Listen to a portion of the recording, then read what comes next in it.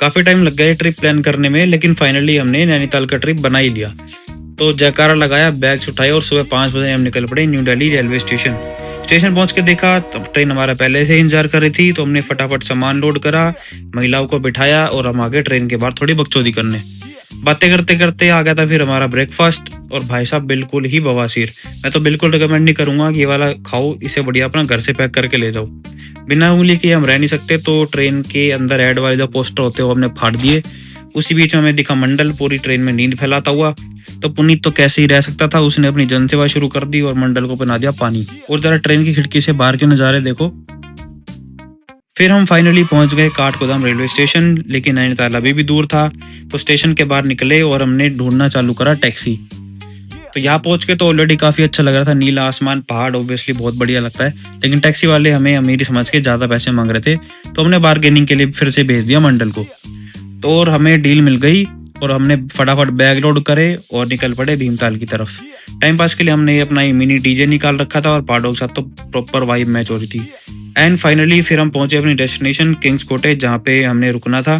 तो पूरी कॉटेज हमने बुक कर रखी थी, तो ऑब्वियसली पूरे पे हमने कब्जा कर लिया। जाते ही हम बाहर मजे कर रहे थे, लेकिन पुनीत अपना कमरा बंद करके पता नहीं क्या कर रहा था, तो हमने इसको बाहर निकाला। ये अपना नीला कच्छा दिखा के भाग गया। इसको पकड़ के बाहर निकाला, फिर हमने फोटोज वगैरह शूट करी, रील शूट करी, पूरी मस्ती करी। तो देखते देखते शाम हो गई और फिर हम बैठ गए बोन फायर के पास। ठंड इतनी बढ़ गई थी कि वापस अंदर आना पड़ा और पुनीत को फिर से मात आ गई। अगले दिन सुबह हमने रूफ पे बैठ के प्रॉपर कड़क चाय पी और सुबह का व्यू देखा, और ये देखो नीला आसमान, बहुत बढ़िया लग रहा था।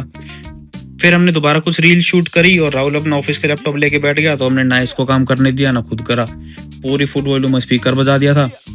फिर उसके बाद हमने मंगाया अपना नाश्ता और पुनीत ने चालू कर दिया कैरियोके, और श्वेता भी कम नहीं है, वो भी माइक लेके कुछ ना कुछ गा ही रही थी। फिर सब रेडी हो गए बाहर घूमने जाने के लिए। तो सबसे पहले हम पहुंच गए सुसाइड पॉइंट, और यहाँ का फ्रेश जूस देखा तो हमसे रहा नहीं गया, तो हमने ये यहाँ पे ट्राई करा, बहुत बढ़िया था। अगर आओ तो जरूर ट्राई करना। फिर उसके बाद हम गए वुडलैंड वाटरफॉल, जो कि छोटा सा वाटरफॉल पड़ता है रास्ते में। इतना कुछ खास नहीं था, तो हम बस फोटो वोटो खिंचवा के बाहर आ गए। बाहर आए तो ये बढ़िया से चश्मे मिल रहे थे, तो हमने ट्राई कर करके फोटोज खिंचवा लिए तो कुछ भी नहीं। फिर हम निकल पड़े नैना देवी मंदिर की तरफ, और रास्ते में बहुत बड़ा सा ग्राउंड देखा, यहाँ पे बच्चे खेल रहे थे और एक ये बहुत ही ब्यूटीफुल सी मस्जिद थी। मंदिर पहुंचे तो नज़ारा बहुत शांत और सुंदर था। थोड़ी मार्केट एक्सप्लोर करी फिर इसके बाद, और मुझे लग गई चाय की तलब। तो फिर हमने ढूंढा चाय सुट्टा बार और चाय पीने चले गए। फिर हम आ गए मॉल रोड के ऊपर, और यहाँ पे महिलाएं तो मार्केट देख के पागल हो गई, शॉपिंग शुरू हो गई इनकी। वैसे मुझे तो मसूरी की मॉल रोड ऑनेस्टली ज़्यादा बेटर लगती है। तो मॉल रोड पे ये ताऊ जी गाना गा रहे थे और ये भाई भी अपना टैलेंट दिखा रहे थे। घूम घाम के फिर हम अपनी कॉटेज वापस आ गए और डिनर किया, और ये वाला दिन हो गया खत्म। अगले दिन सुबह फिर हम तैयार हुए नीम करोली बाबा के दर्शन के लिए। तो हमने गाड़ी निकाली और ये बढ़िया सनराइज होते देखा। फिर हम पहुंचे कैची धाम, लेकिन यहाँ पर ठंड बहुत ज़्यादा थी और ऑब्वियसली अंदर कैमरा भी अलाउड नहीं था, तो हमने कुछ ज़्यादा कैप्चर नहीं किया। और वापस आते टाइम बस ये एक बढ़िया नज़ारा दिखा था, सूरज और चांद एक साथ दिख रहे थे, जो कि काफ़ी रेयर होता है।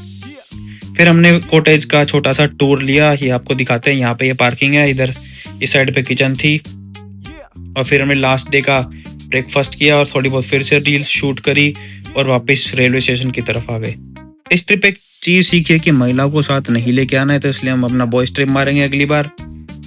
जाते जाते बड़े बड़े नींबू दिख गए हमें रास्ते में, तो हमने वो भी तोड़ लिए। ट्रेन में हमें ये टेबल वाली सीट मिल गई थी, तो ये ऊपर ही चढ़ के बैठ गया, क्योंकि उसके चूतर चौड़े हैं, सीट पे आता नहीं है।